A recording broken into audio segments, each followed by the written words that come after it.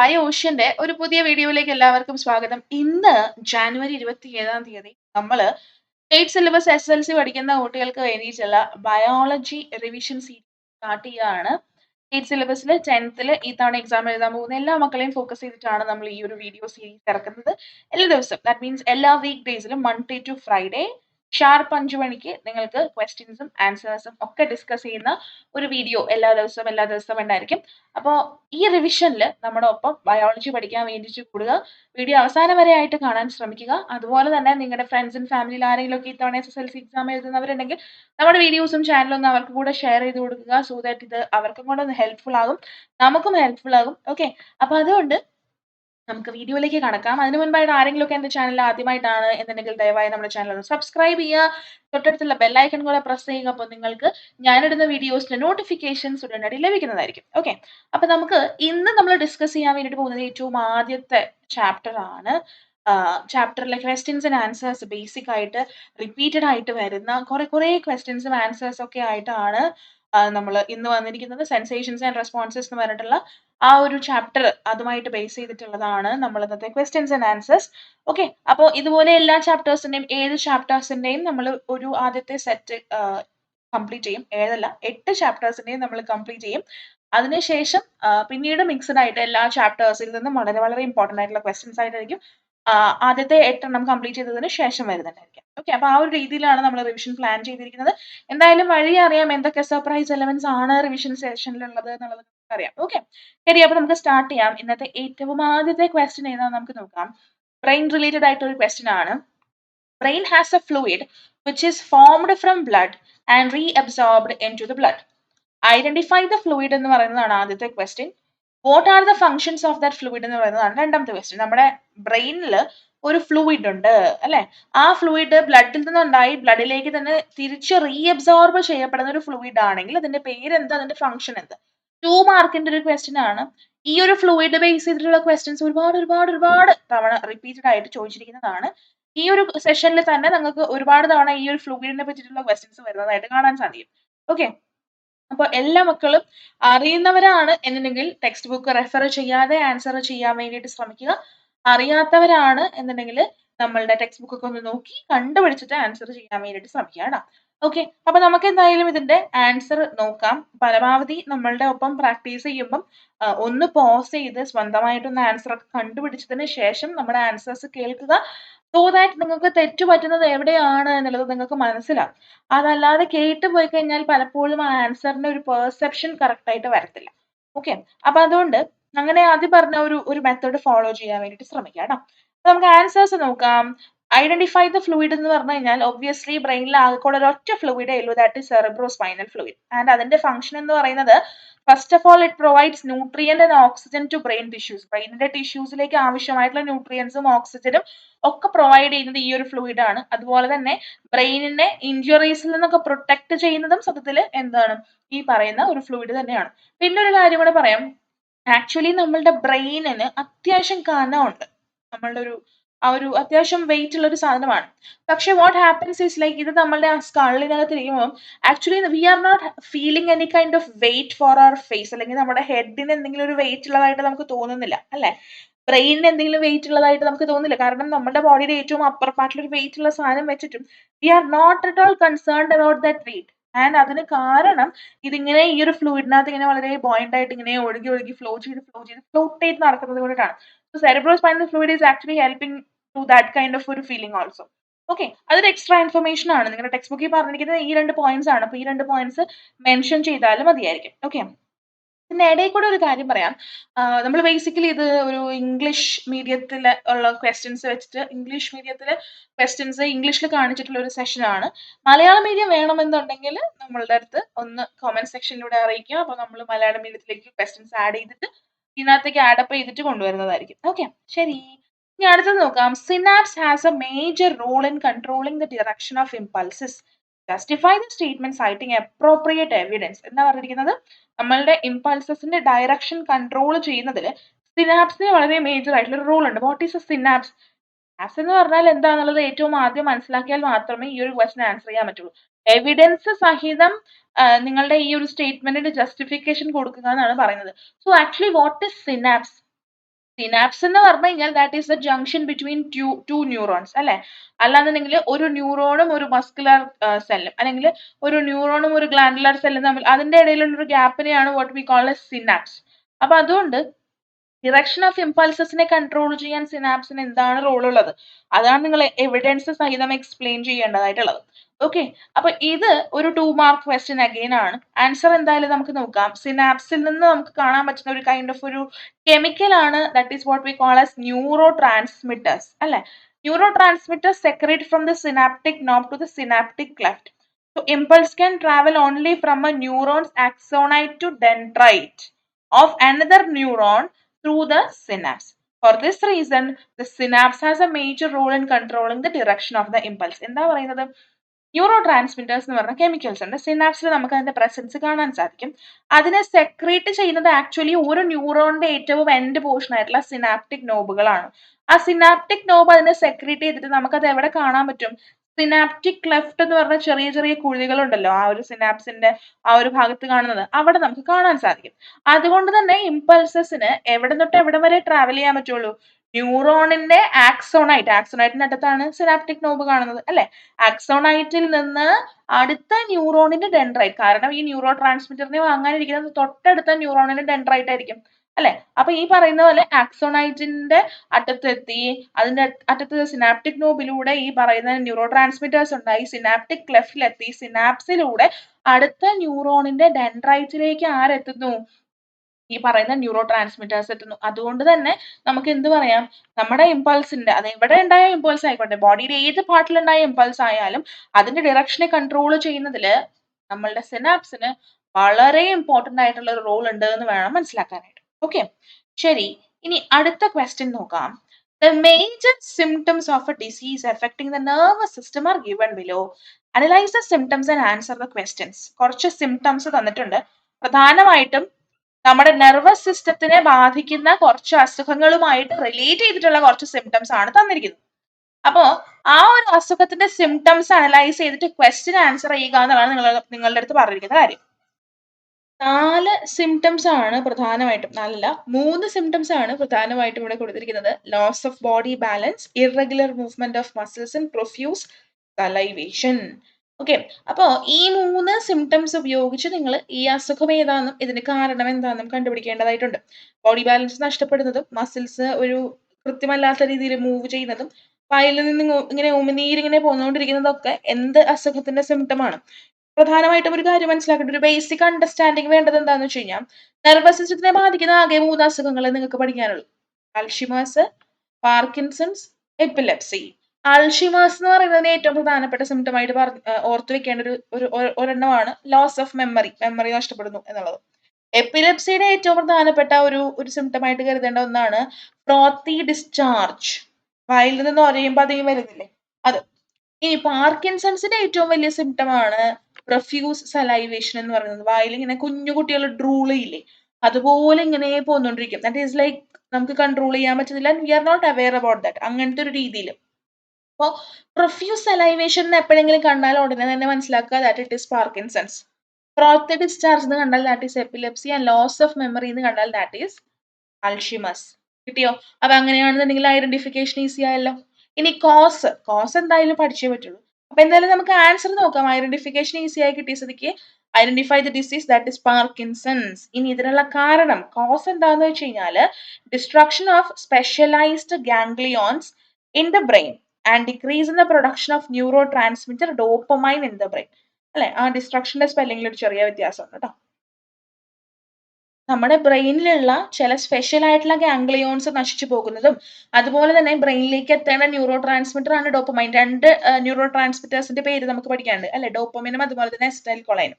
അപ്പോൾ ഈ ഡോപ്പമിന്റെ പ്രസൻസ് അല്ലെങ്കിൽ അതിന്റെ ഒരു പ്രൊഡക്ഷൻ കുറഞ്ഞു പോകുന്നതും പാർക്കിൻസൺസ് എന്ന് പറഞ്ഞ അസുഖത്തിന് കാരണമാണ്. ഓക്കെ, അപ്പോൾ ഈ 2 റീസൺസ് ആണ് ഇതിനകത്ത് കാര്യമായിട്ട് എഴുതേണ്ടതായിട്ടുള്ളത്. ഓക്കെ, ഈസിയാണ്, കോസ് പഠിച്ചു വെച്ചാൽ മതി. ഈ പറയുന്ന അസുഖങ്ങൾ റിലേറ്റഡ് ആയിട്ടുള്ള ക്വസ്റ്റ്യൻസ് ഇങ്ങനെ വരുള്ളൂ. അല്ലെങ്കിൽ സിംറ്റംസ് തന്നിട്ട് അതിനെ ടേബിൾ ആക്കുക, ടാബുലേറ്റ് ചെയ്യുക എന്നുള്ള തരത്തിലായിരിക്കും വരുന്നുണ്ടായിരിക്കും. ഓക്കെ, അതുകൊണ്ട് സിംറ്റംസ് എപ്പോഴും ഓർത്ത് വെക്കാനും അതിന്റെ കോസ് അതിന്റെ ഒപ്പം തന്നെ പഠിച്ചു പോകാനായിട്ട് ശ്രമിക്കുക കേട്ടോ.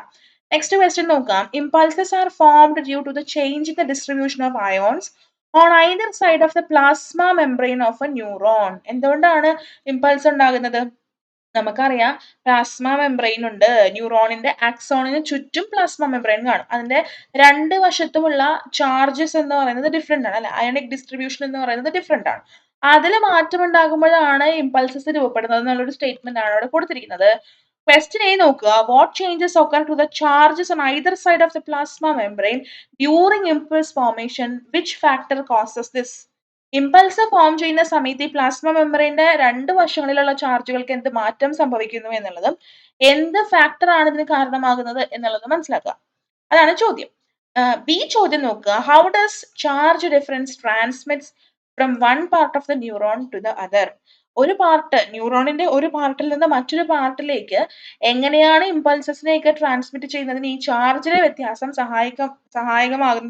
സഹായിക്കുന്നത് എങ്ങനെയാണ് എന്നുള്ളതാണ് ബി ക്വസ്റ്റ്യൻ ആയിട്ട് വരുന്നത്. ഓക്കെ, അപ്പോ എത്രയും പെട്ടെന്ന് ആൻസറിലേക്ക് എത്തുക. കുറച്ച് ട്രിക്കി ആയിട്ടുള്ള ക്വസ്റ്റ്യൻ ആണ് എന്നുണ്ടെങ്കിലും ഈസി ആയിട്ട് ആ ഒരു കൈൻഡ് ഓഫ് ഇമ്പൾസ് ട്രാൻസ്മിഷനും ചാർജസിലുള്ള വേരിയേഷൻ ഒക്കെ അറിഞ്ഞു കഴിഞ്ഞാൽ ഈസി ആയിട്ട് നമുക്ക് അറ്റംപ്റ്റ് ചെയ്യാനായിട്ട് സാധിക്കും.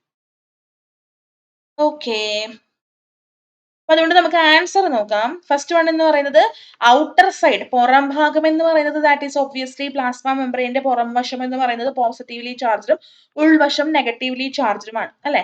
ഈ ഒരു ചാർജ് ഡിഫറൻസ് ആണ് ഈ പറയുന്ന ഇമ്പൾസ് ക്രിയേറ്റ് ചെയ്യാൻ വേണ്ടിയിട്ട് സഹായിക്കുന്നത് അല്ലെ. അപ്പൊ അതിന് കാരണം എന്ന് പറഞ്ഞു കഴിഞ്ഞാൽ ഈ പ്ലാസ്മ മെംബ്രെയിന്റെ ഏതെങ്കിലും ഒരു പോയിന്റിൽ സ്റ്റിമുലസ് കിട്ടി. ആ സ്റ്റിമുലസ് ആണ് ആക്ച്വലി ഈ ചാർജിനെ ഒക്കെ ഉണ്ടാക്കുന്നത് അല്ലെ. ആ ഒരു ചാർജ് ഡിഫറൻസും കാര്യങ്ങളും ഒക്കെ ഉണ്ടാക്കുന്നത്. ആൻഡ് സ്റ്റിമുലസ് എന്ത് ചെയ്യും? ഈ പറയുന്ന അയോൺസിന്റെ അല്ലെങ്കിൽ ചാർജസിന്റെ ആ ഒരു ഇക്വിലിബ്രിയം, പുറത്ത് പോസിറ്റീവും അകത്ത് നെഗറ്റീവ് എന്നുള്ള ആ ഒരു കൈൻഡ് ഓഫ് സംഭവം മാറ്റും അല്ലെ. അതിനൊരു ചേഞ്ച് വരുത്തും, ഐദർ സൈഡിൽ ചേഞ്ച് വരുത്തും. അപ്പൊ ആ സ്റ്റിമുലേഷൻ വന്നു കഴിഞ്ഞു കഴിയുമ്പോൾ എന്ത് സംഭവിക്കും? ഔട്ടർ സൈഡ്, ഇത്ര നേരം പോസിറ്റീവ് ആയിരുന്ന ഔട്ടർ സൈഡ് നെഗറ്റീവ് ആയിട്ട് മാറുകയും പോസിറ്റീവ് ആയിട്ട് ഇത്രയും നേരം ഉണ്ടായിരുന്ന ആ ഒരു ഔട്ടർ സൈഡ് നെഗറ്റീവ് ആയിട്ട് മാറുകയും ഇനി ഇന്നർ സൈഡ് ഇത്രയും നേരം എന്തായിരുന്നു? നെഗറ്റീവ്ലി ചാർജ്ഡ് ആയിരുന്നു, അത് പോസിറ്റീവ് ആയിട്ട് മാറുകയും ചെയ്യും അല്ലെ. ഇതൊരു മൊമെന്റിൽ സ്റ്റിമുലസ് വന്ന ആ ഒരു സമയത്തുണ്ടായ ഒരു കൈൻഡ് ഓഫ് മൊമെന്റിൽ ഇമ്പൾസിൽ ഉണ്ടായ ഒരു ചേഞ്ച് ആണ് അല്ലെ. അത് പിന്നീട് അതിന് തൊട്ടടുത്തുള്ള ബാക്കി ഭാഗങ്ങളിലേക്ക് പാസ് ചെയ്ത് പോകുമ്പോൾ സിമിലർ ആയിട്ടുള്ള ചേഞ്ചസ്, പുറം വശം നെഗറ്റീവ് ആവുകയും അകംവശം പോസിറ്റീവ് ആവുകയും ചെയ്യുന്ന തരത്തിലുള്ള ചേഞ്ചസ് മാറി പോകുന്നു. ആൻഡ് തൊട്ടടുത്തുള്ള ഭാഗങ്ങളിലേക്ക് സ്പ്രെഡ് ചെയ്ത് പോകുന്നു. ആൻഡ് എന്ത് സംഭവിക്കും? ഈ ആക്സോണിലൂടെ മെസ്സേജ് ഇങ്ങനെ പ്രൊസീഡ് ചെയ്ത് പാസ് ചെയ്ത് പോകാൻ സാധിക്കും. കിട്ടിയോ? അപ്പൊ അത്തരത്തിലാണ് ആ ഒരു ഡയഗ്രാം പഠിച്ചു വെച്ചിരിക്കുക. നിങ്ങളുടെ ടെക്സ്റ്റ് ബുക്കിൽ ഒരു ഡയഗ്രാം കൊടുത്തിട്ടുണ്ട്. ആ ഡയഗ്രത്തിൽ കൃത്യമായിട്ട് മനസ്സിലായിരിക്കും ആ മൊമെന്ററി ആയിട്ടുള്ള ചാർജ് ഷിഫ്റ്റിങ്ങും കാര്യങ്ങളൊക്കെ സംഭവിക്കുന്നത് എത്തരത്തിലാണെന്നുള്ള കാര്യങ്ങളൊക്കെ കൃത്യമായിട്ട് അത് നോക്കിയാൽ മനസ്സിലാക്കാനായിട്ട് സാധിക്കും. ഓക്കെ, ശരി. ഇനി അടുത്ത ക്വസ്റ്റ്യൻ നോക്കുക. Identify the odd one and write the common feature of others. കുറച്ച് സാധനങ്ങൾ കോമിറ്റ് തന്നിട്ടുണ്ട്. Touch, sound, smell, thirst. ഇതിൽ ഓഡ് വണ്ണിനെ കണ്ടെത്തിയിട്ട് കോമൺ ഫീച്ചർ ബാക്കിയുള്ളവരുടെ എഴുതുക എന്നുള്ളതാണ്. ഏതായിരിക്കും ഓഡ് വൺ? സിമ്പിൾ ആയിട്ട് തിരിച്ചറിയാനായിട്ട് സാധിക്കും ഓഡ് വൺ ഏതാണ് എന്നുള്ളത്. ഓഡ് വൺ എന്ന് പറയുന്നത് ഒബ്വിയസ്ലി അത് തേഴ്സ്റ്റ് ആണ്. കാരണം ബാക്കിയുള്ളതെല്ലാം എക്സ്റ്റേണൽ സ്റ്റിമുലൈ ആണെന്നാണ് എഴുതിയിരിക്കുന്നത്. സൗണ്ട് എന്ന് പറയുന്നതും കൂടെ കാണുമ്പോൾ ബാക്കിയെല്ലാം സെൻസസ് ആണ് എന്ന് നിങ്ങൾക്ക് എഴുതാനായിട്ട് ഒരു തോന്നൽ വരും. ടച്ചും സ്മെല്ലും സെൻസസ് ആണ്, പക്ഷെ സൗണ്ട് ഒരു സെൻസ് അല്ല, ഹിയറിംഗ് ആണ് സെൻസ്. ഓക്കെ, അപ്പൊ അതുകൊണ്ട് അതേഴ്സ് ആർ സെൻസസ് എന്ന് പറഞ്ഞ് ആൻസർ എഴുതാനുള്ള ഒരു ത്വര അത് പാടില്ല. പുറത്തുനിന്ന് നമുക്ക് കിട്ടുന്നതാണ് സൗണ്ടും ടച്ചും സ്മെല്ലും എല്ലാം. ഉള്ളിൽ നിന്നുണ്ടാകുന്ന ഒരു കൈൻഡ് ഓഫ് ഒരു സ്റ്റിമുലൈ ആണ് തേഴ്സ്റ്റ് എന്ന് പറയുന്നത്. So odd one out thirst ആയിട്ടാണ് വരുന്നത്. നെക്സ്റ്റ് ക്വസ്റ്റ്യൻ നോക്കാം. വൺ മാർക്കിനുള്ള ക്വസ്റ്റ്യൻ ആയിരുന്നു കേട്ടോ ഇത്ര നേരം ഉണ്ടായിരുന്നത്. ഇനി identify the word pair relationship and fill the blanks. Word pair relationship കണ്ടുപിടിക്കാനുള്ള ഒരു ചോദ്യം നിർബന്ധമായിട്ടും ഉണ്ടാവേ. മൈലിൻ ഷീത്ത് എന്താ ചെയ്യുന്നത്? That covers and protects the axon. ആക്സോണിനെ കവർ ചെയ്ത് പ്രൊട്ടക്ട് ചെയ്യുന്നതാണ് മൈലിൻ ഷീത്ത്. അങ്ങനെയാണെന്നുണ്ടെങ്കിൽ ബ്രെയിനിനെ കവർ ആൻഡ് പ്രൊട്ടക്ട് ചെയ്യുന്നത് ആര് എന്നുള്ളതാണ് ഡാഷ് ചെയ്തത്. Dash covers and protects brain. ആകെ കൂടെ ഒരു സാധനമേ ഈ പറയുന്ന മൈലിൻ ഷീത്ത് പോലെ ബ്രെയിനിനെയും കവർ ചെയ്ത് പ്രൊട്ടക്ട് ചെയ്യാനുള്ളൂ. അതാരാണ് എന്നാണ് കണ്ടുപിടിക്കേണ്ടത്. ആരായിരിക്കും? Obviously meninges. 3 layer of meninges നമുക്ക് കാണാൻ പറ്റും. അതിന്റെ ഇടയിലാണ് ആക്ച്വലി നേരത്തെ പറഞ്ഞ ആ ഒരു സെറിബ്രോ സ്പൈനൽ ഫ്ലൂയിഡ് ഒക്കെ ഉള്ളത് അല്ലെ. അപ്പൊ മെനിഞ്ചസ് എന്നുള്ളതാണ് ആ ബ്ലാങ്ക് സ്പേസിൽ വരുന്ന ആൻസർ കേട്ടോ. ഇതും ഒരു 1 മാർക്ക് ക്വസ്റ്റ്യൻ തന്നെയാണ്. അടുത്തത് നോക്കാം. Find out the correct statement related to myelin sheath from those given below. Correct statement കണ്ടുപിടിക്കുക എന്നുള്ള രീതിയിൽ വരാം. ചിലപ്പം ഇതുപോലെ സ്റ്റേറ്റ്മെന്റുകളിൽ അണ്ടർലൈൻ ഇട്ട് തന്നിട്ട് അതിലെന്തെങ്കിലും മിസ്റ്റേക്ക് ഉണ്ടെങ്കിൽ കറക്റ്റ് ചെയ്യുക എന്നുള്ള രീതിയിലും ഇതുപോലെയുള്ള ക്വസ്റ്റ്യൻസ് വരാം. 1 മാർക്ക് ക്വസ്റ്റ്യൻ തന്നെയാണ് അഗൈൻ ട്ടോ. ഓക്കെ, കുറച്ച് സ്റ്റേറ്റ്മെന്റ്സ് തന്നിട്ടുണ്ട്, നമുക്ക് എന്തായാലും അത് വായിക്കാം. Option A, dendrons of all neurons are covered with myelin sheath. Myelin sheath വെച്ച് കവർ ചെയ്തിരിക്കുന്നതാണ് എല്ലാ ന്യൂറോണിന്റെയും ഡെൻഡ്രോൺസ് എന്നാണ് പറഞ്ഞിരിക്കുന്നത്. ഓപ്ഷൻ ബി നോക്കാം. Myelin sheet in the nerves are made up of Schwann cells and that of brain and spinal cord is formed of oligodendrocytes. അല്ലെ, ന്യൂറോൺസിന്റെ myelin sheath ഉണ്ടാക്കിയിരിക്കുന്നത് Schwann cells ഉപയോഗിച്ചിട്ടാണ്. പക്ഷെ ബ്രെയിനിന്റെയും സ്പൈനൽ കോഡിന്റെയും ഉണ്ടാക്കിയിരിക്കുന്നത് ഒളിഗോഡെൻഡ്രോസൈറ്റ്സ് ഉപയോഗിച്ചിട്ടാണ് എന്നാണ് പറയുന്നത്. ഓപ്ഷൻ സി നോക്കാം. മൈലിൻ ഷീത്തിന്റെ ഒരു ഡാർക്ക് കളറാണ്. Myelin sheath has dark colour. Option D നോക്കാം. Myelin sheath reduces the speed of impulses through axon. ആക്സോണിലൂടെ ഇമ്പൾസസ് പോകുന്നതിന്റെ സ്പീഡ് കുറയ്ക്കാൻ വേണ്ടിയിട്ടാണ് മൈലിൻ ഷീത്ത്. നിങ്ങളോട് പറഞ്ഞിരിക്കുന്നത് ഈ 4 കറക്റ്റ് ആയിട്ടുള്ള സ്റ്റേറ്റ്മെന്റ് എടുത്തെഴുതുക എന്നുള്ളതാണ് അല്ലെ. ഇതാണ് ഏറ്റവും കറക്റ്റ് ആയിട്ടുള്ള സ്റ്റേറ്റ്മെന്റ്. ഏറ്റവും കറക്റ്റ് ആയിട്ടുള്ള സ്റ്റേറ്റ്മെന്റ് എന്ന് പറയുന്നത് ഓപ്ഷൻ ബി ആണ്. ദാറ്റ് മീൻസ് നമ്മളുടെ ന്യൂറോൺസിലുള്ള നെർവ്സിലുള്ള മൈലിൻ ഷീത്ത് ഉണ്ടാക്കിയിരിക്കുന്നത് ഷ്വാൻ സെൽസ് ഉപയോഗിച്ചിട്ടാണ്. ബ്രെയിനിലെയും സ്പൈനൽ കോഡിലെയും ഉണ്ടാക്കിയിരിക്കുന്നത് ഒളിഗോഡെൻഡ്രോസൈറ്റ്സ് ഉപയോഗിച്ചിട്ടാണ് എന്നുള്ളത്. ഒരു കാര്യം മനസ്സിലാക്കേണ്ടതെന്ന് വെച്ച് കഴിഞ്ഞാൽ നമ്മൾക്ക് ലാസ്റ്റത്തെ ഓപ്ഷൻ നോക്കുക. Myelin sheath reduces speed, reduce അല്ല ആക്സിലറേറ്റ് ചെയ്യാൻ വേണ്ടിയിട്ടാണ് ഹെൽപ്പ് ചെയ്യുന്നത്. Myelin sheath has dark colour, dark colour അല്ല ഷൈനി വൈറ്റ് കളർ ആണ് അല്ലെ. അപ്പൊ അങ്ങനെയുള്ള മിസ്റ്റേക്സ് അണ്ടർലൈൻ ചെയ്ത് തന്നിട്ട് തിരുത്താനുള്ള ക്വസ്റ്റ്യൻസ് വരുമ്പോൾ ഇങ്ങനെയുള്ള പോയിന്റ്സ് ഒക്കെ വന്നു കഴിഞ്ഞാൽ ഇപ്പൊ ഈ പറഞ്ഞ കാര്യം ഒന്ന് ഓർത്തു വെക്കാനായിട്ട് ശ്രമിക്കാം. ഓക്കെ, അപ്പൊ എന്തായാലും നമുക്ക് നെക്സ്റ്റ് ക്വസ്റ്റ്യൻ നോക്കാം. Select the correct statement from the following related to myelin sheath. Again myelin sheath related ആയിട്ടുള്ള ഒരു ക്വസ്റ്റ്യൻ ആണ്. ഇതുപോലത്തെ തന്നെ സിമിലർ ആയ ഒരു kind of question. Myelin sheath covers the dendrons of all neurons. എല്ലാ ന്യൂറോൺസിന്റെ ഡെൻഡ്രോണിനെയും മൈലിൻ ഷീത്ത് കവർ ചെയ്യുന്നുണ്ട്. ഓപ്ഷൻ ബി നോക്കാം. Schwann cells repeatedly encircle the axon to form myelin sheath. ആക്സോണിനെ ചുറ്റി എന്തുണ്ട്, ഒരുപാട് ഷ്വാൻ സെൽസ് ഉണ്ട്, അതെല്ലാം കൂടി ചേർന്നിട്ടാണ് മൈലിൻ ഷീത്ത് ആകുന്നത്. ആൻഡ് ഓപ്ഷൻ സി നോക്കാം. Myelin sheath has Shiny white colour, ഇപ്പൊ പറഞ്ഞേ ഉള്ളൂ അല്ലെ. ആൻഡ് ഓപ്ഷൻ ഡി നോക്കാം. Myelin sheath decreases the speed of the impulses through accent. നേരത്തെ പറഞ്ഞ ഒരു ടൈപ്പ് ഓഫ് സ്റ്റേറ്റ്മെന്റ് തന്നെയാണ്. ഇതിൽ കറക്റ്റ് ആയിട്ടുള്ള സ്റ്റേറ്റ്മെന്റ് കണ്ടെത്തുക. ഇതിൽ ഒരെണ്ണമാണോ കറക്റ്റ്, ഒന്നിൽ കൂടുതലുണ്ടോ കറക്റ്റ് എന്നൊക്കെ ഉള്ളത് കൃത്യമായിട്ടൊന്ന് പരിശോധിച്ചതിന് ശേഷം ആൻസർ ചെയ്യാൻ വേണ്ടിയിട്ട് ശ്രമിക്കുക കേട്ടോ. ഓക്കെ, അപ്പോ ഏതായിരിക്കും കറക്റ്റ് ആൻസർ ആയിട്ട് വരുന്നത്? കറക്റ്റ് ആൻസർ ആയിട്ട് വരുന്നത് ഓപ്ഷൻ ബി ഉണ്ട്, അതുപോലെ തന്നെ ഓപ്ഷൻ സിയും ഉണ്ട്. 2 കറക്റ്റ് സ്റ്റേറ്റ്മെന്റ്സ് ആണുള്ളത്. ആക്സോണിനെ നിറയെ ഷ്വാൻ സെൽസ് ചുറ്റി ഇരുന്നിട്ടാണ് എന്തായിട്ട് മാറുന്നത്, അത് മൈലിൻ ഷീത്ത് ആയിട്ട് മാറുന്നത്. പിന്നെ മൈലിൻ ഷീത്തിന് എന്ത് കളറാണുള്ളത്? വളരെ ഷൈനി വൈറ്റ് ആയിട്ടുള്ള ഒരു കളറാണുള്ളത്. അങ്ങനെ 2 സ്റ്റേറ്റ്മെന്റ്സ് നേരത്തെ തന്നതിനകത്ത് 4 2 കറക്റ്റ് ആയിട്ട് വന്നിട്ടുണ്ട്. എല്ലായ്പ്പോഴും ഒരെണ്ണം തന്നെ വരണം എന്നില്ല. ഓക്കെ, അപ്പൊ അതും കൂടെ ഒന്ന് മനസ്സിൽ വെച്ചിരിക്കാം. ഇനി അടുത്ത ക്വസ്റ്റ്യൻ ആണ്. Identify the parts of the nervous system with each of the following functions. താഴെ കുറച്ച് ഫങ്ഷൻസ് തന്നിട്ടുണ്ട്. ആ ഫങ്ഷൻസ് ഹോൾഡ് ചെയ്യുന്ന നെർവസ് സിസ്റ്റത്തിന്റെ പാർട്സ് ആരൊക്കെയാണെന്ന് ഐഡന്റിഫൈ ചെയ്ത് എഴുതുക. അത് മാത്രമേ ഉള്ളൂ. നെർവസ് സിസ്റ്റത്തിന്റെ പാർട്സ് എന്നാ പറഞ്ഞിരിക്കണേ. അപ്പൊ എല്ലാവരും പെടും, ന്യൂറോൺസ് പെടും, ബ്രെയിൻ പെടും, സ്പൈനൽ കോഡ് പെടും, എല്ലാവരും പെടും കേട്ടോ. ഓക്കെ, അപ്പോ നമുക്ക് ഓപ്ഷൻ എ വായിക്കാം. Plays a major role in the maintenance of homeostasis. ഹീമോസ്റ്റാസിസിനെ മെയിൻറ്റെയിൻ ചെയ്യാൻ ഒരു പ്രധാനപ്പെട്ട റോൾ ഉണ്ട്. ഓപ്ഷൻ ബി നോക്കുക. Act as a relay station of ഇമ്പൾസസിന്റെ റിലേ സ്റ്റേഷൻ ആയിട്ട് പ്രവർത്തിക്കുന്നു. ഓക്കെ, അപ്പൊ ഈ പറയുന്ന ക്ലൂകൾ വെച്ചിട്ട് നെർവസ് സിസ്റ്റത്തിന്റെ ഏത് പാർട്ടാണ് ഈ ഫങ്ഷൻസ് എല്ലാം നിർവഹിക്കുന്നുണ്ടായിരിക്കുക എന്നുള്ളതാണ് നമ്മൾ കണ്ടെത്തേണ്ടതായിട്ടുള്ളത്. ഓക്കെ, അപ്പോ ഹീമോസ്റ്റാസിസ് എന്ന് പറയുമ്പോൾ ആര് കൺട്രോൾ ചെയ്യുന്നതാണ്? ബ്രെയിനിന്റെ ഹൈപ്പോതലാമസ് കൺട്രോൾ ചെയ്യുന്നതാണ്. റിലേ സ്റ്റേഷൻ ആയിട്ട് പ്രവർത്തിക്കുന്നത് thalamus ആണ്. അപ്പൊ ബ്രെയിൻ എന്ന് പറഞ്ഞിട്ടുള്ള ഒരു കോമ്പോണന്റ് നിങ്ങൾക്ക് പഠിക്കാനുണ്ട്. ആ കോൺസെപ്റ്റിൽ ബ്രെയിനിന്റെ പാർട്സും അതിന്റെ കുറെ ഫങ്ഷൻസ് നിങ്ങൾക്ക് ടെക്സ്റ്റ് ബുക്കിൽ പോയിന്റ് ആയിട്ട് തന്നെ തന്നിട്ടുണ്ട്. അത് കൃത്യമായിട്ട് പഠിക്കാനുള്ള കരുതൽ കാണിക്കാം കേട്ടോ. ഓക്കെ, അടുത്ത ക്വസ്റ്റ്യൻ നോക്കാം. Analyse the following statements and write the reasons for each. Statement കൊടുത്തിട്ടുണ്ട്, അതിന്റെ റീസൺ എഴുതുക എന്നുള്ളതാണ്. Cerebral cortex is called grey matter. Cerebral കോർട്ടെക്സിനെ നമ്മൾ ഗ്രേ മാറ്റർ എന്ന് പറഞ്ഞ് വിളിക്കുന്നു എന്നുള്ളതാണ് ഓപ്ഷൻ എ ആയിട്ട് തന്നിരിക്കുന്നത്. ബി തന്നിരിക്കുന്നത് spinal nerves are mixed nerves.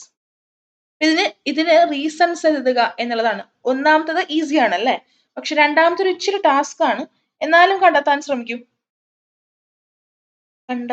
ശ്രമിക്കേണ്ടതുണ്ട്. Okay, അപ്പൊ നമുക്ക് എന്തായാലും ആൻസർ നോക്കാം. സെറിബ്രൽ കോർട്ടെക്സ് ഗ്രേ മാറ്റർ എന്ന് പറയാനുള്ള കാരണം എന്ന് വെച്ച് കഴിഞ്ഞാൽ the cell body and nerve parts without myelin sheet form the cerebral cortex. അതുകൊണ്ടാണ് ഇത് ഗ്രേ മാറ്ററിൽ ഉള്ളത്. കാരണം അവിടെ എന്തുണ്ടാവില്ല, മൈലിൻ ഷീത്ത് ഇല്ല. അപ്പൊ അതുകൊണ്ട് ആ മൈലിൻ ഷീത്ത് ഇല്ലാത്ത ഭാഗമാണ് ഗ്രേ മാറ്റർ ആയിട്ട് വരുന്നത്. സെറിബ്രൽ കോർട്ടെക്സിൽ മൈലിൻ ഷീത്ത് ഇല്ലാത്തതുകൊണ്ട് അതിനെ ഗ്രേ മാറ്റർ എന്ന് വിളിക്കുന്നു. ഇനി സ്പൈനൽ നെർവ്സിനെ മിക്സഡ് നെർവ്സ് എന്ന് വിളിക്കാറുണ്ട്. ബിക്കോസ് അതിനകത്ത് എന്തൊക്കെയുണ്ട്, they carry or they contain the sensory nerve fibers carrying impulses to spinal cord and the motor nerve fibers carrying impulses to different body parts. എന്താണ് spinal nerve എന്ന് പറഞ്ഞിട്ടുള്ള ആ നെർവിനകത്ത് രണ്ട് തരത്തിലുള്ള നെർവ്സ് നമുക്ക് കാണാൻ പറ്റും. സെൻസറി നെർവുകളും കാണാൻ പറ്റും, അതുപോലെ മോട്ടോർ നെർവുകളും കാണാൻ പറ്റും. സെൻസറി നെർവ് എന്ന് പറഞ്ഞു കഴിഞ്ഞാൽ ഇമ്പൾസസിനെ സ്പൈനൽ കോഡിലേക്ക് എത്തിക്കുന്നതാണ്, അല്ലെ? മോട്ടോർ നെർവ് എന്ന് പറഞ്ഞു കഴിഞ്ഞാൽ ഇമ്പൾസസിനെ ബോഡിയുടെ പല ഭാഗത്തേക്ക് എത്തിക്കുന്നതാണ്. ഇത് രണ്ടുപേരെ കാണാൻ സാധിക്കുന്നത് കൊണ്ട് സ്പൈനൽ നെർവിനെ നമുക്ക് എന്ത് വിളിക്കാം, മിക്സഡ് നെർവ്സ് എന്ന് പറഞ്ഞിട്ട് വിളിക്കാനായിട്ട് സാധിക്കും എന്നാണ് പറഞ്ഞിരിക്കുന്നത്. ഓക്കെ, കുറച്ചൊന്ന് ചിന്തിച്ച് എഴുതേണ്ടതായിരുന്നു ബി പാർട്ടായിട്ട് വരുന്നത്, ബട്ട് സ്റ്റിൽ എഴുതാം, അല്ലെ? നമുക്ക് അറിയുന്ന കാര്യങ്ങളാണ്. നമ്മൾ ഡിഫറെന്റ് ക്ലാസിഫിക്കേഷനും കാര്യങ്ങളൊക്കെ പഠിച്ചിട്ടുണ്ടെങ്കിൽ നമുക്ക് എളുപ്പമായിട്ട് എഴുതാൻ പറ്റും. അടുത്തത് നോക്കാം, which of the following indicates grey matter. Grey മാറ്ററിനെ സൂചിപ്പിക്കുന്നത് ഏതാണെന്നാണ് ചോദ്യം. Option A, the part where the cell body of the axon of nerves are present. നെർവിന്റെ ആക്സോൺ, ആ ഒരു ഭാഗം, ആക്സോണും അതുപോലെ സെൽ ബോഡിയും ഒക്കെ കാണുന്ന ഭാഗത്തിനെയാണോ ഗ്രേ മാറ്റർ എന്ന് വിളിക്കുന്നത്? ചിന്തിക്കുക. Option B, part where the cell body and the non myelinated neurons are present. Cell ബോഡിയും നോൺ മൈലിനേറ്റഡ് ആയിട്ടുള്ള ന്യൂറോൺസും കാണുന്ന ഭാഗത്തെയാണോ ഗ്രേ മാറ്റർ ആയിട്ട് വിളിക്കുന്നത്? Option C, the part of the brain and the spinal cord where myelinated neurons are present in abundance. Spinal കോഡിന്റെയും ബ്രെയിനിന്റെയും ഏതൊക്കെ ഭാഗങ്ങളിലാണോ മൈലിൻ ഷീത്ത് അടങ്ങിയിട്ടുള്ള ന്യൂറോൺസ് കാണാൻ സാധിക്കുന്നത് അതിനെയാണോ ഗ്രേ മാറ്റർ ആയിട്ട് വിളിക്കുന്നതെന്ന് ചിന്തിക്കുക. Last option, the part where large amount of axons R present. ഒരുപാട് ആക്സോൺസ് ഉള്ള സ്ഥലമാണോ ഗ്രേ മാറ്റർ? നമ്മൾ പറഞ്ഞതാണ് ഗ്രേ മാറ്റർ എന്ന് പറഞ്ഞാൽ എന്താ എന്നുള്ളത്, അല്ലെ? നോൺ മൈലിനേറ്റഡ് എന്ന് കേൾക്കുമ്പം കാണുമ്പം തന്നെ നിങ്ങൾക്കത് എന്ത് വരണം, ഗ്രേ മാറ്റർ എന്ന് വരണം. കാരണം മൈലിൻ ഷീത്ത് ഇല്ലാത്ത എല്ലാ ഭാഗങ്ങളും എന്ത് തന്നെയാണ്, ഗ്രേ മാറ്റർ തന്നെയാണ്. അപ്പോൾ സെൽ ബോഡിയും മൈലിനേറ്റഡ് അല്ലാത്ത ഭാഗങ്ങളൊക്കെ കാണുമ്പോൾ ആ ഒരു ഭാഗമാണ് ഗ്രേ മാറ്റർ ആയിട്ട് വരുന്നത്. സോ ഇതിന്റെ ഓപ്ഷൻ കറക്റ്റ് ആയിട്ട് വരുന്നത് ഓപ്ഷൻ ബി ആണ്. ഓക്കെ, ഇനി നെക്സ്റ്റ് ഒരു ഫ്ലോ ചാർട്ട് പോലെ കുറച്ചെണ്ണം തന്നിട്ടുണ്ട്. റിഫ്ലക്സ് ആർക്കുമായിട്ട് ബന്ധപ്പെട്ടിട്ടുള്ളതാണ്, അല്ലെ? അതിനകത്ത് കറക്റ്റ് ഏതാണെന്നുള്ളത് കണ്ടെത്തുക. Identify the correct flow chart related to reflex arc എന്നാണ് പറഞ്ഞിരിക്കുന്നത്. Option A, receptor, motor nerve, sensory nerve, muscle, interneuron. Option B, receptor, motor nerve, sensory nerve, interneuron, muscle. Option C, receptor, sensory nerve, interneuron, motor neuron, muscle. Option D, receptor, motor nerve, interneuron, sensory nerve, muscle. ഇതിലേതാണ് correct ആയിട്ടുള്ളത്? എളുപ്പം അറിയാൻ പറ്റും. അത് ആ ഒരു flow chart നിങ്ങൾക്ക് text ബുക്കിൽ തന്നേക്കുന്നത് തന്നെ പഠിച്ചാൽ മതിയായിരിക്കും, അല്ലെ? ഇത് പഠിക്കാതെ പോകരുത് കേട്ടോ, ഇതെന്തായാലും സ്ഥിരമായിട്ട് ചോദിക്കുന്നതാണ്. ആൻസർ നോക്കാം. That is receptor, sensory nerve, interneuron, motor neuron, muscle. That is option C. Option C ആണ് ഇതിന് കറക്റ്റ് ആൻസർ ആയിട്ട് വന്നിരിക്കുന്നത്. അടുത്ത question, analyse the illustration and answer the questions. Different parts of the body, arrow mark കൊടുത്തിട്ടുണ്ട്, അവിടെ A എന്ന് കൊടുത്തിട്ടുണ്ട്. Central nervous system, arrow mark അവിടെ ബി എന്ന് കൊടുത്തിട്ടുണ്ട്. Different parts of the body. എന്താണ് എ ബി എന്ന് കണ്ടെത്തുക എന്നുള്ളതാണ് ഈ question. Name the nerve that performs the function of both nerves A and B. ഒരു ഇച്ചിരി ട്രിക്കി ആയിട്ടുള്ള ക്വസ്റ്റ്യൻ ആണ്. ഡിഫറെന്റ് പാർട്സ് ഓഫ് ദ ബോഡിയിൽ നിന്ന് സെൻട്രൽ നെർവസ് സിസ്റ്റത്തിലേക്ക് ആരോ എന്തോ എത്തിക്കുന്നു, അതാണ് എ ആയിട്ട് വരേണ്ടത്. സെൻട്രൽ നെർവസ് സിസ്റ്റത്തിൽ നിന്ന് ബോഡിയുടെ പല ഭാഗത്തേക്ക് ആരോ എന്തോ എത്തിക്കുന്നു, അതാണ് ബി ആയിട്ട് വരേണ്ടത്. അതാണ് ആൻസർ. എ ആയിട്ട് വരുന്നത് സെൻസറി നെർവ് ആണ്, ബി ആയിട്ട് വരുന്നത് മോട്ടോർ നെർവ് ആണ്, അല്ലെ? ആൻഡ് ഈ രണ്ട് ഫംഗ്ഷൻസും എ ബി എന്ന് കൊടുത്തിരിക്കുന്നത് രണ്ട് ആളുകളെയാണ്, രണ്ട് കോമ്പോണൻസിനെയാണ്. ഇത് രണ്ടിന്റെയും ഫംഗ്ഷൻ ചെയ്യുന്ന നെർവ് ഏതാണ് എന്നുള്ളതിന്റെ പേര് എഴുതുക എന്ന് പറയുന്നതാണ് ബി ക്വസ്റ്റ്യൻ, അല്ലെ? അപ്പോ സ്വാഭാവികമായിട്ടും that is mixed nerve. And ഒന്നാമത്തെ ചോദ്യത്തിന്റെ കുറച്ചുകൂടി എക്സ്പ്ലനേഷൻ പറയാന്നുണ്ടെങ്കിൽ ബോഡിയുടെ പല പാർട്ടിൽ നിന്നുള്ള ഇമ്പൾസസിനെ എല്ലാം നമ്മുടെ സെൻട്രൽ നെർവസ് സിസ്റ്റത്തിന്റെ പാർട്ടായിട്ടുള്ള സ്പൈനൽ കോഡിലേക്ക് എത്തിക്കുന്ന ആളാണ് സെൻസറി നെർവ്. ഇനി ഈ സെൻട്രൽ നെർവസ് സിസ്റ്റത്തിനകത്തുള്ള സ്പൈനൽ കോഡോ ബ്രെയിനോ ആരോ ആയിക്കോട്ടെ, അവൻ തരുന്ന റെസ്പോൺസിനെ ബോഡിയുടെ ഏത് പാർട്ടാണോ അങ്ങോട്ട് എത്തിക്കുന്ന ആളാണ് മോട്ടോർ നെർവ്. അതുകൊണ്ട് എ എന്ന് പറയുന്നത് സെൻസറി നെർവ് ആവുന്നു, ബി എന്ന് പറയുന്നത് മോട്ടോർ നെർവ് ആവുന്നു. രണ്ടിന്റെയും ജോലികൾ ഒരുപോലെ ചെയ്യുന്ന ആളാണ് മിക്സഡ് നെർവ് ആയിട്ട് വരുന്നത്. ഇനി അടുത്ത ക്വസ്റ്റ്യൻ നോക്കാം. Analyse the given statement and answer the questions. ഒരു സ്റ്റേറ്റ്മെന്റ് തന്നിട്ടുണ്ട്. എ എന്ന് പറഞ്ഞ സ്റ്റേറ്റ്മെന്റ് ഇതാണ്: the sympathetic system stimulates all physical activities. നമ്മുടെ ഫിസിക്കൽ ആക്ടിവിറ്റിനെയൊക്കെ സ്റ്റിമുലേറ്റ് ചെയ്യുന്ന ആളാണ് സിമ്പത്തറ്റിക് സിസ്റ്റം.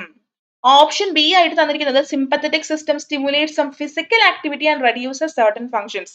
നമ്മുടെ ഫിസിക്കൽ ആക്ടിവിറ്റി സ്റ്റിമുലേറ്റ് ചെയ്ത് ചില ഫംഗ്ഷൻസിനെ കുറയ്ക്കുന്ന ആളാണ് സിമ്പത്തറ്റിക് സിസ്റ്റം എന്നാണ് ബി എന്ന് പറയുന്ന സ്റ്റേറ്റ്മെന്റ് തന്നിരിക്കുന്നത്. ഇതില് ഏത് സ്റ്റേറ്റ്മെന്റിനോടാണ് നിങ്ങൾ യോജിക്കുന്നത്? ജസ്റ്റിഫൈ ദ ആൻസർ എന്നുള്ളതാണ് നിങ്ങൾക്ക് തന്നിരിക്കുന്ന ക്വസ്റ്റ്യൻ. 2 മാർക്ക് ക്വസ്റ്റ്യൻ ആണ്. ഏത് സ്റ്റേറ്റ്മെന്റിനോട് യോജിക്കുന്നു എന്ന് എഴുതിയാൽ 1 മാർക്കും ജസ്റ്റിഫിക്കേഷൻ കൊടുത്താൽ 1 മാർക്കും അങ്ങനെയാണ് ട്ടോ. ശരി, അപ്പൊ നമുക്ക് ആൻസർ നോക്കാം. ആൻസർ എന്ന് പറയുന്നത് ബി സ്റ്റേറ്റ്മെന്റിനോടാണ് യോജിക്കാൻ പറ്റുള്ളൂ. കാരണം ഈ സിമ്പത്തറ്റിക് സിസ്റ്റം നമ്മുടെ ഫിസിക്കൽ ആക്ടിവിറ്റീസ് ഒക്കെ ഒന്ന് സ്റ്റിമുലേറ്റ് ചെയ്യുന്നുണ്ട്. പല ഫംഗ്ഷൻസും റെഡ്യൂസ് ചെയ്യുന്നുണ്ട്. അതിന് എക്സാമ്പിൾ ആണ് കൊടുത്തിരിക്കുന്നത്. Production of saliva decreases, gastric activity slow down, peristalsis in the intestine slows down. അല്ലെ, നമ്മുടെ വായിൽ ഉമിനീരൊക്കെ പറ്റിപ്പോവും ഇല്ലേ? അതുപോലെ തന്നെ നമ്മളുടെ ദഹന പ്രക്രിയയും കാര്യങ്ങളൊക്കെ കുറയും. ഇന്റെസ്റ്റൈനിൽ നടക്കുന്ന പെരിസ്റ്റാൾസിസ് കുറയും. വിശപ്പുണ്ടാവില്ല അതുകൊണ്ട്. അപ്പൊ അങ്ങനെയുള്ള കാര്യങ്ങളെല്ലാം സ്ലോ ഡൗൺ ചെയ്യിക്കുന്നു എന്ന് വിചാരിക്കുമ്പോൾ തന്നെ നമുക്ക് മനസ്സിലാവാൻ പറ്റും ബി എന്ന് പറയുന്നതിനകത്താണ് റെഡ്യൂസസ് സർട്ടൺ ഫംഗ്ഷൻസ് എന്ന് പറഞ്ഞ് കൊടുത്തിരിക്കുന്നത്. ഡിക്രീസസും റെഡ്യൂസസും സെയിം അല്ലേ? അപ്പൊ അതുകൊണ്ട് ബി എന്ന് പറഞ്ഞ സ്റ്റേറ്റ്മെന്റിനോടാണ് യോജിക്കാൻ സാധിക്കുക എന്നുള്ളതും ഈ ഒരു ജസ്റ്റിഫിക്കേഷൻ വിത്ത് എക്സാമ്പിളും എഴുതി വെക്കുക. 2 മാർക്സ് കിട്ടി. ഓക്കെ, ശരി. അപ്പൊ ഇത്രയും ക്വസ്റ്റ്യൻസ് ആണ് നമ്മൾ ഇന്ന് പ്രാക്ടീസ് ചെയ്യുന്നത്. ഈ ഒരു ചാപ്റ്ററിൽ നിന്നിട്ട് റിപ്പീറ്റഡ് ആയിട്ട് വന്നിട്ടുള്ള കുറച്ച് വെറൈറ്റി ക്വസ്റ്റ്യൻസ് ഒക്കെ ആയിട്ടാണ് ഇന്ന് ഞാൻ ഉണ്ടായിരുന്നത്. ഐ ഹോപ്പ് നിങ്ങൾക്ക് ഈ ഒരു വീഡിയോ ഹെൽപ്ഫുൾ ആയിരുന്നിരിക്കും. എക്സ്പ്ലനേഷൻസ് ഒക്കെ അത്യാവശ്യം നിങ്ങൾക്ക് മനസ്സിലായിട്ടുണ്ടാകും എന്നുള്ളതാണ് എൻ്റെ ഒരു ഊഹം. ഓക്കെ, ആൻഡ് ഇനി അടുത്ത ചാപ്റ്ററിന്റെ കുറെ ഡിഫറെന്റ് ക്വസ്റ്റ്യൻസ് ഒക്കെ ആയിട്ട് ഞാൻ വരാം. അതിന് മുൻപ് നേരത്തെ പറഞ്ഞ പോലെ തന്നെ ഫ്രണ്ട്സ് ആൻഡ് ഫാമിലിയിൽ ആരെങ്കിലും ഒക്കെ ഇതാണ് SSLC ചെയ്തിട്ടുണ്ടെങ്കിൽ അവർക്ക് കൂടെ നമ്മുടെ ചാനലും വീഡിയോസ് ഒക്കെ ഒന്ന് ഷെയർ ചെയ്ത് കൊടുത്താൽ ഈക്വലി നമ്മൾ രണ്ടാൾക്കും അത് ബെനിഫിഷ്യൽ ആയിരിക്കും. ആൻഡ് നിങ്ങൾക്ക് എന്തെങ്കിലും സജഷൻസോ ഡൗട്ട്സോ ഒക്കെ ഉണ്ടെന്നുണ്ടെങ്കിൽ കമന്റ് സെക്ഷനിലൂടെയോ ഡിസ്ക്രിപ്ഷൻ ബോക്സിൽ എൻ്റെ മെയിൽ ഐഡിയും സോഷ്യൽ മീഡിയ ഐഡീസും ഒക്കെ പ്രൊവൈഡ് ചെയ്തിട്ടുണ്ട്. അതുവഴിയും നിങ്ങൾക്ക് എന്നെ കോൺടാക്ട് ചെയ്യാവുന്നതാണ്. അതുപോലെ നിങ്ങൾക്ക് എന്തെങ്കിലും ടഫ് ആയിട്ടുള്ള ടോപ്പിക്സോ എന്തെങ്കിലും വേറെ എന്തെങ്കിലും ആവശ്യങ്ങളൊക്കെ ഉണ്ടെന്നുണ്ടെങ്കിൽ അതും ഈ പറഞ്ഞ പോലെ കമന്റ് സെക്ഷനിലൂടെയൊക്കെ അറിയിക്കുക. അതുമായിട്ട് റിലേറ്റഡ് ആയിട്ടുള്ള വീഡിയോസ് ഒക്കെ നമ്മൾ ചെയ്യുന്നുണ്ടായിരിക്കും. ഓക്കെ, അപ്പൊ അടുത്തൊരു വീഡിയോയിൽ പുതിയ ഒരു ടോപ്പിക്കും പുതിയ കുറെ ക്വസ്റ്റ്യൻസ് ഒക്കെ ആയിട്ട് കാണാം. വീഡിയോ ഇത്രയും നേരം കണ്ടതിനും കൂടെ പഠിച്ചതിനൊക്കെ ഒരുപാട് താങ്ക് യു. അടുത്ത വീഡിയോയിൽ കാണുന്നവരെ Tata bye bye. God bless you.